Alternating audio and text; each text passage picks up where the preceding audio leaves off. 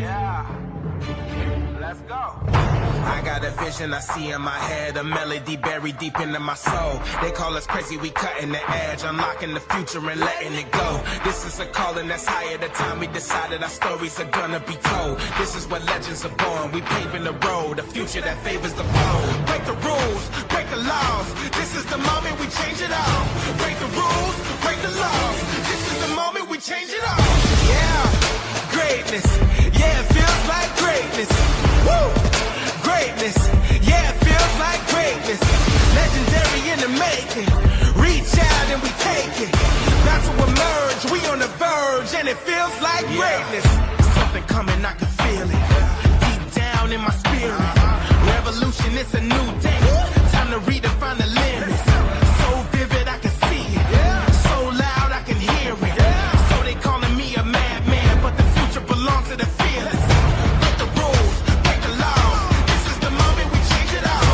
Break the rules, break the laws. This is the moment we change it all. Yeah, greatness.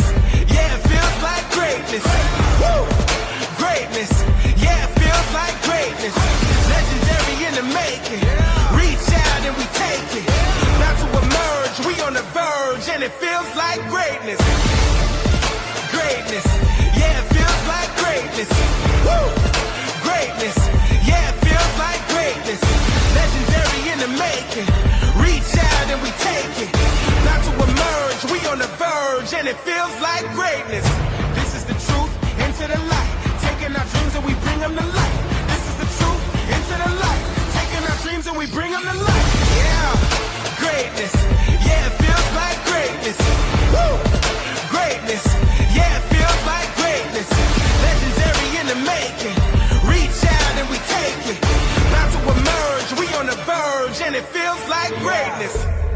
We about to set the tone, we about to write the code. Yeah, we writing the code. Yeah. We on a new elevation, we came here to shatter the mold. We gon' shatter the mold. Yeah. We about to set the tone, we about to write the code. Yeah, we writing the code. Yeah. We on a new elevation, we came here to shatter the mold. Yeah. I know you hear it, I know you see it. We are the fearless, we are the genius, we are defiance, we are the beacons, we are the true believers. Yeah, greatness. Yeah, it feels like greatness. Woo! Greatness, yeah, it feels like greatness. Legendary in the making. Reach out and we take it. About to emerge, we on the verge, and it feels like greatness. Yeah. Woo. Greatness.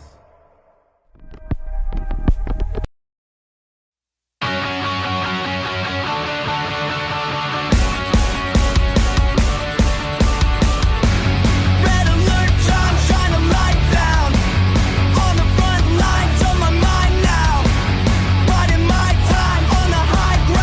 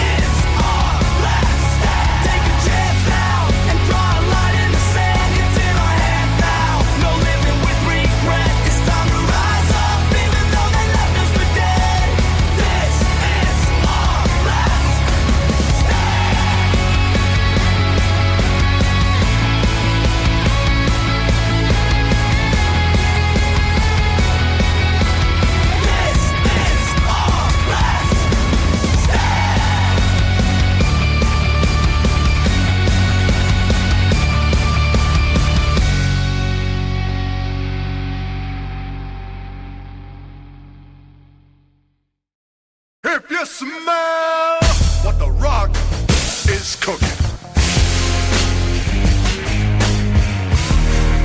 The Rock says, The Rock says, The Rock says,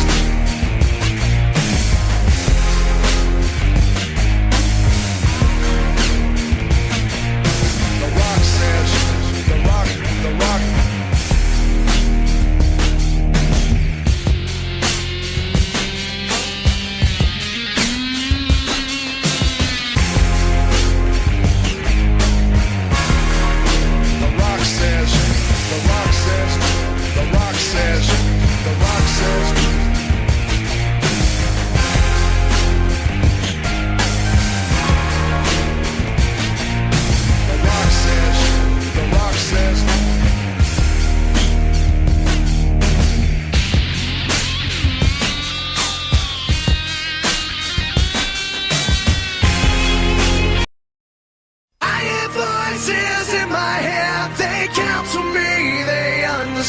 They talk to me.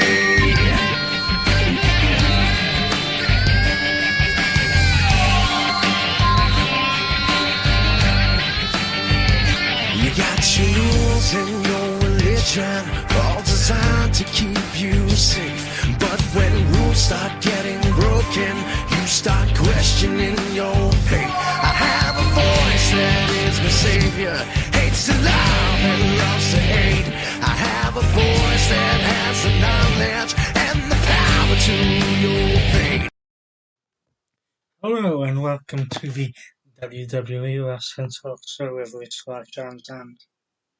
Join Randy Smith as we bring you our reactions to the biggest party of the summer in Munich City.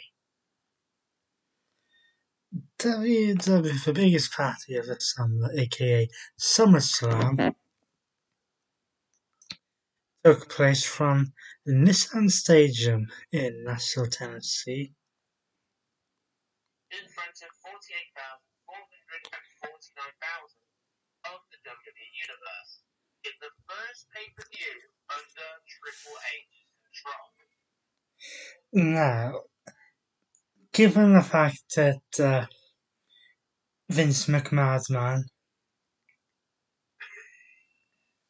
announced his retirement a week before SummerSlam was set to take place, there weren't a lot of things that were gonna change. So I think the show was pretty much mostly planned out how certain matches were gonna go.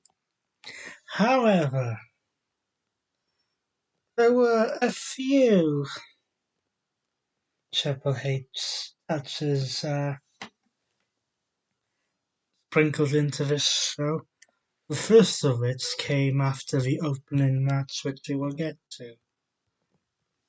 Which is now the Aquilella Hunter Raw Women's Champion against Big Time H.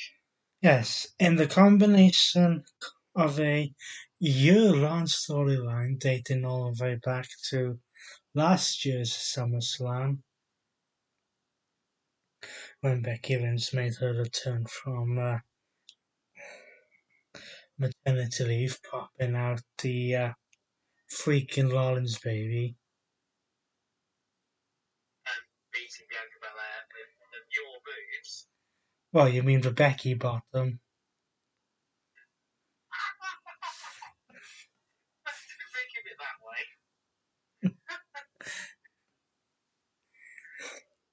that way. So then this then led to an eventual match at WrestleMania.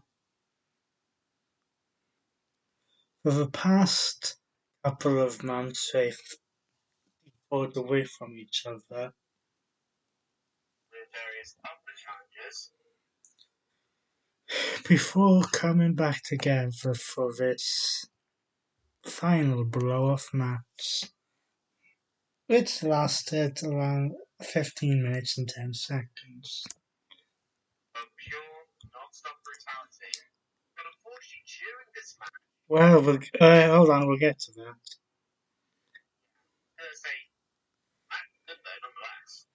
Yes, these two have proven to be able to work with each other. Very well. During the match, it looked like Becky Lynch was trying to pull a Ronda Rousey by targeting the arm of Bianca Belair, probably trying to weaken it for the disarmer.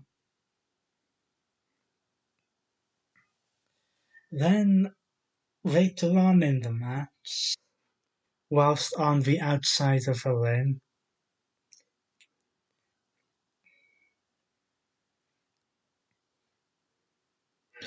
we had a KOD performed on the outside, Ouch. in which Belair looked like she might take a countdown to win.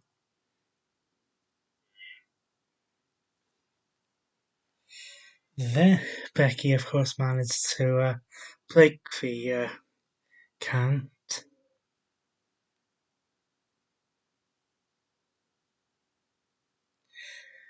And then we would have that famous move reappear again.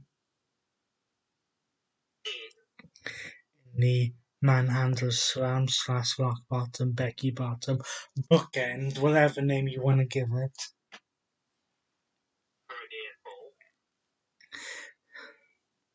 And then the closing moments of the match, Vince would go for another Manhandle Slam, except this time from the middle rope, which he has attempted to do on several occasions. Right. However, Bianca Belair was able to counter this into a Spanish Fly KOD to get the 3 count and for Bianca Belair to retain the championship. However, after the match, who would shake hands and embrace. And then this is where the first little piece of Triple H came into effect. Yes, when we heard the music of Ding Dong, hello. Bayley, who has been out of action since June or July of last year, July, June of 2021. made her return. Now, most people were thinking that she would show up on SmackDown. However, due to the fact that when she was injured, she was in the middle of a feud with Bianca Belair, it makes sense for Bayley to come back here. However, she was not alone, because as she came out, she was also met by came to the halfway down the line,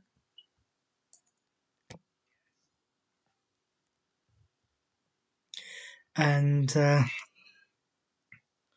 then we heard the music of Dakota Kai. Yes, you heard us right. Dakota Kai is now back in the WWE after being let go from her contract Yeah. and she refused to sign. Yes, Dakota Kai was released by WWE back at the end of April after telling the company she saying she wasn't going to renew her contract and sign a new one. Probably because she didn't want to suffer the same fate as so many NXT superstars have done, I should say. Not do, but have done on the main roster under the leadership of Vince McMahon. However, it's funny how he's gone and certain people reappear. Yes, but Sherman wasn't the only superstar that joined Bayley because we had a caller from NXT. Yes, also joining Bailey and Dakota Kai was Io Shirai, or should I say Io Sky. Now, Yes. some people may complain about this name change, considering she's been in WWE for about 4 years. Ages. Yes, 4 years at least. But to me, this isn't that big of a name change. To me, it's similar to the one that Miguel Gonzalez had when she became Miguel Rodriguez. All they've done is tweak the spelling of Io's first name and change the last one. So the newly found faction made their way to the ring and were about to attack Bianca when a wounded Becky Lynch jumped back in the ring to back up Bianca. Yeah, and this turning Becky Lynch's face for the first time since she first disappeared on maternity leave and didn't ask for the Raw Women's Championship. And that's not all. Triple H has also given Becky back the man gimmick. Well, that was possibly going to be done anyway. So then that caused Bailey, Sky, and Kai to then retreat. However,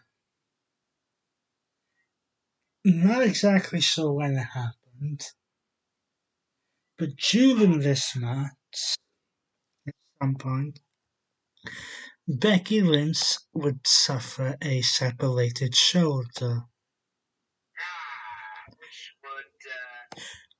Which which, rule out for at least several months.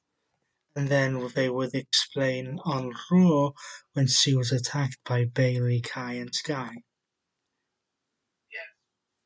Now we move on to our second match of the night, which was Logan Paul. Yes, you heard us right. Logan Paul taking on The Miz. As this match, of course, dates back to when The Miz decided to give Logan Paul a skull-crushing finale following their tag team victory at WrestleMania.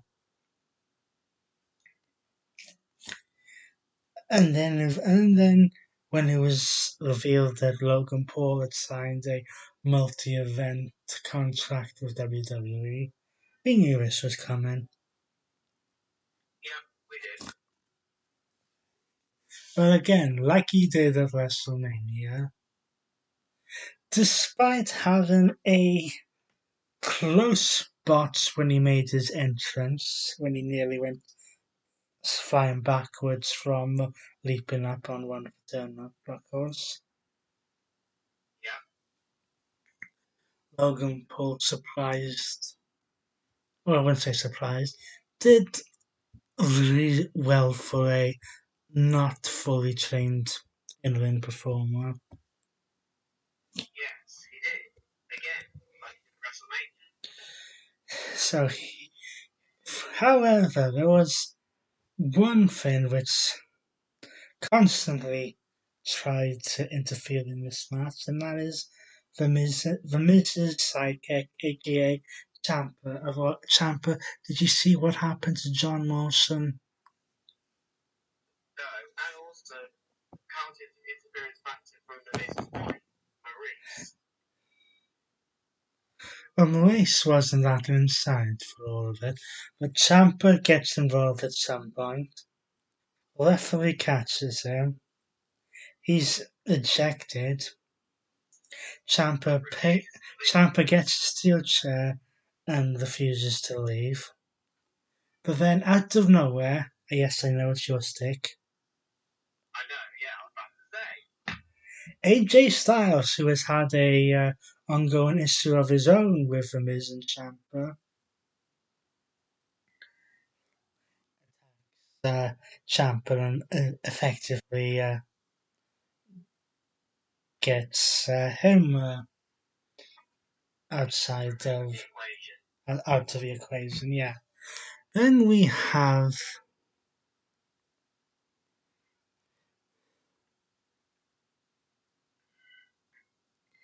a situation in which Logan Paul would remove the turnbuckle pad and toss it at Maurice. Yeah. Then in a Viva La Raza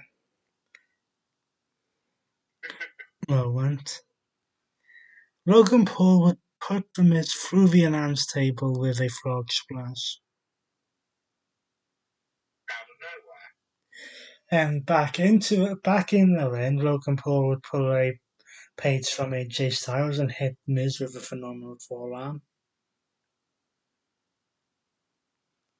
to get a near fall. And then, in something which rarely happens, The Miz would find himself eating a skull-crushing finale and losing by his own move. Logan Paul hit the Miz with a skull-crushing finale for the 1,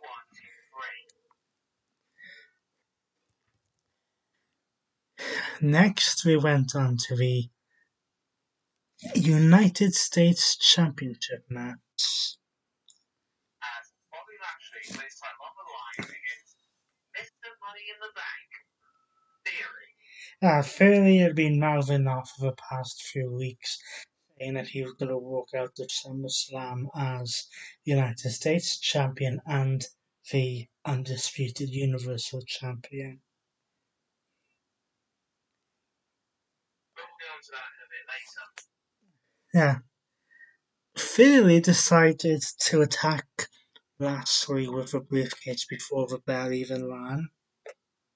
Dumb idea. Yes. Very dumb idea because we had that just pissed him off, and then in a very short match, which was around 4 minutes and 45 seconds, Bobby Lashley would retain the United States Championship with the Hurt Lock, meaning that part 1 of Theory's plan was a fail. Yes. Now we move on to a no disqualification tag team match as the Mysterious and Rey Dominic took on the Judgment Day of Finn Balor and Damian Priest with Rhea Ripley in their corner. Now, this was a I would say a typical tag team match. I was only had the no disqualification tagline added to it for one reason. And that reason is? That reason is, well, first of all, to explain that reason, we'd have to go back to what happened following Backlash. Yes. When Edge invited Finn Balor to join the Judgment Day. And then Damian Priest going on the microphone, we are ready to get rid of one more piece, including you. And then they would attack Edge and then hit Edge with a concerto. Which meant that if anyone who has been watching wrestling for any period of time, the most predictable outcome here was that Edge was going to get involved. And what do we have to say to that? That we, what's the word? Called it? Yeah, because as Finn Balor pulled through a chair, as they were having 2 chairs, the lights would go out. Yes, the lights went out. The Brood, I think it was the Brood's music would hit. Along with some flame. And then Edge would rise up in an old Brood style, then make his way to the ring, get rid of, attack Priest on the outside, spear Balor, Spear pleased when he came back into the ring, which then allowed the Mysterios to hit Balor with a double 619 and the frog splash by Rey Mysterio. And the 1-2-3 the Mysterios win this match. Safe to say that Judgment Day did not take it lying down, because following a tag team championship main event on Raw, this past week, the Judgment Day would go after the Mysterios, again, and then Edge would come down for a save. And this time, Rhea Ripley would play a factor by pushing Dominic in front of Balor, was it? yes, in order for Edge to accidentally spear Dominic. So this is far from over and will likely go into Clash at the Castle at some point. In which one of us will be attending the pay-per-view. Then we move on to our next match between two former NFL teammates in Pat McAfee and Happy Corbin. Yes, now Happy Corbin was halfway to the win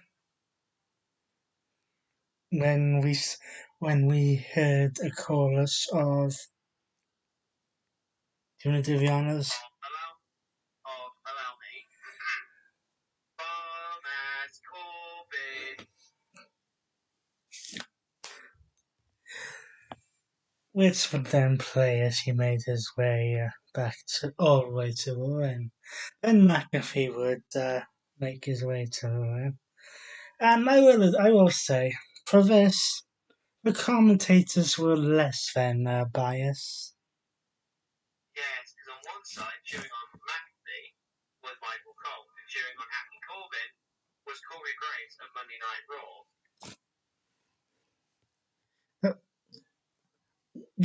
We've both really said that we don't necessarily like it when the announcers get involved in matches. But Pat McAfee had shown, since his few matches in NXT with Adam Cole, and that he can work and go in the ring. This wasn't one of his most finest matches, let's be honest. No, this wasn't one of his finest matches, because there was a few botches are just not good. Botches, that's not good looking moves in this. But despite that, McAfee got his revenge for the low blow that took place on the night before on SmackDown by low blowing Corbin when the referees was distracted, which would then allow McAfee to win the match. yes, Now, move on to a match. now I'm not 100% sure what happened in between these matches, but at some point in between one of the following matches, might have been after this match, if not before this match, Okay. Riddle, who had not been cleared to compete storyline wise, Yes. would jump into the ring and say that he wanted to basically fight Seth Rollins, which then caused Seth Rollins to come out and for the two to brawl a little in the aisleway. They get back into the ring, brawl a bit there, until Riddle eventually gets himself stopped again. Yes, doing more damage to Riddle's shoulder. With and all of this, of course, is probably going to culminate the match at Crash at the Castle again. Now we move on to our next championship match, which was for the undisputed tag team titles, as the Usos put the titles on the line against the Street Profits of Andrew and Montez Ford, with the hometown boy, Double J Jeff Jarrett, and the Hall of Famer, was a special guest ref. Yes, and the reason for the special guest referee was following the controversy of the ending of this match at Money in the Bank. We will get to another controversial ending momentarily as well. Yes, in the next match. But this was your typical tag team match. Back and forth action, got tagged in and out.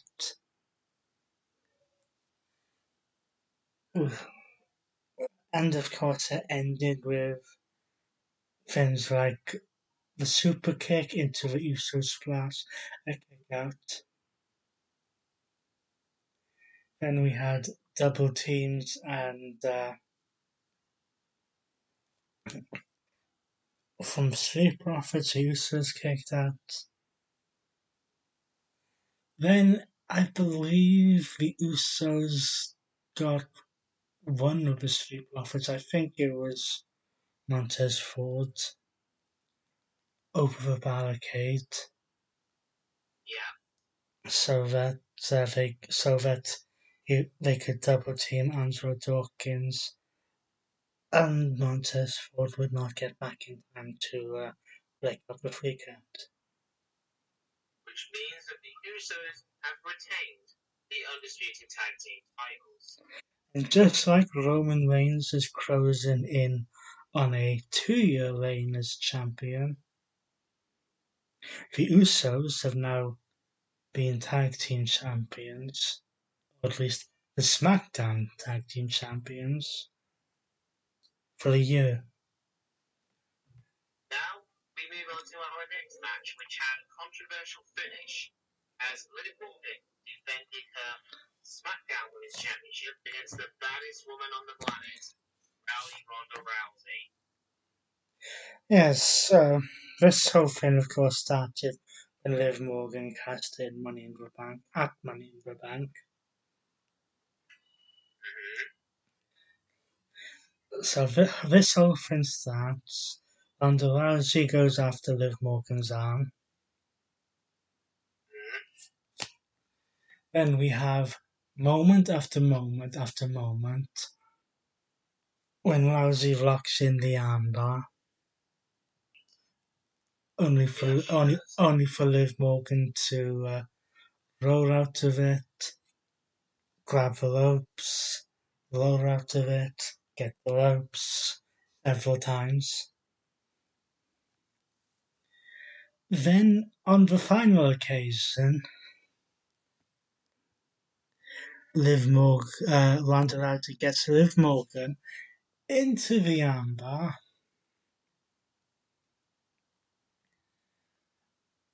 except Rousey's shoulders are on the mat.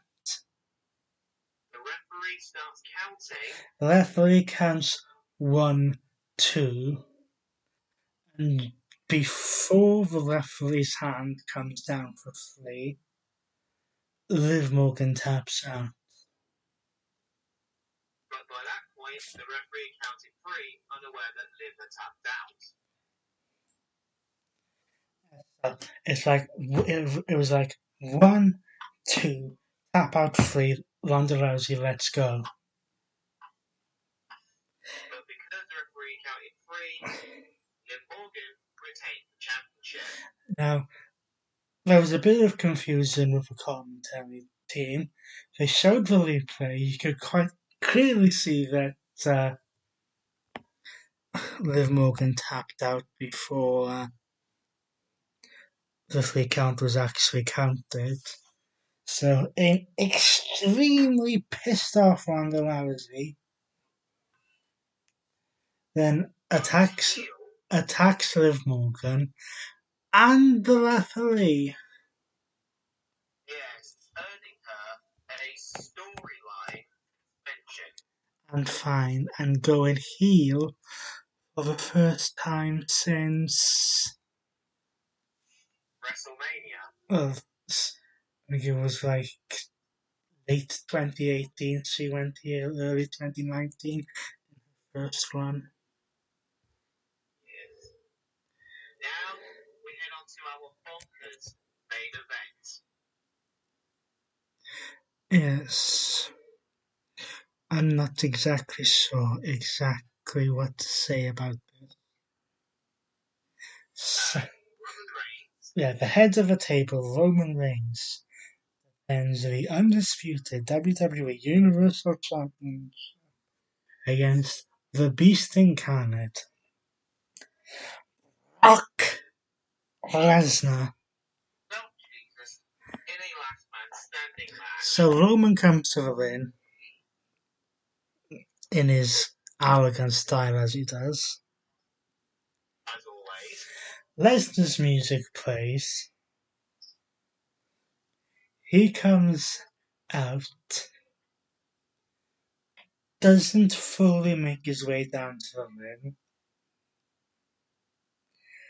turns at this gorilla position, and gets in a bloody tractor. Yes, you heard us right. A tractor. And drives it down to the ring. And we're both like, oh god, what's going to happen with this? Yes, so he climbs on top of the tractor, and as Reigns is doing his little championship pose, Lesnar jumps off the tractor and attacks Reigns. Yes, and most of the early part of this match is Lesnar. We have shots with the ring steps. Steel chairs. Yes. Roman Reigns took a little trip to a place called Suplex City. There were multiple F5s. Yes. And then just And then the crazy part. yes, just when Lesnar was getting frustrated that he couldn't put Roman down, he goes to a tractor, reverses it, drives it into the ring, which moves the ring forward slightly, and then lifts the bloody thing. Yep, up in one corner, causing Roman Reigns to roll out of the ring to the outside. Then at this point we also get multiple spears by Roman Reigns. The Usos would unfortunately get involved. Of course, what did you expect them to do? And then, when both Lesnar and Roman were down, Bayley decides to attempt the heist of the century 2. So he runs down to the ring, referee in tow, and he says, I'm cashing in. Oh, no, I'm just got F5 on the floor. So then that neutralizes him there. Reigns then attacks Lesnar with briefcase and title belts several times. Still not enough to put Lesnar down, so he kept getting up. So then they lay Lesnar down one more time and then bury him beneath the announce table and everything else. And unfortunately, that was enough to put Lesnar down, the coward. So unfortunately, still undisputed WWE Universal Champion Roman Reigns, and we now know that at Clash at the Castle he will defend against Drew McIntyre. Yes, and at the time of this recording, Roman Reigns has passed 700 days. So that's SummerSlam in a nutshell. We'll go through the results one more time. Yes. Bianca Belair defeated Becky Lynch to retain the Raw Women's Championship. Logan Paul defeated The Miz in a one-on-one match.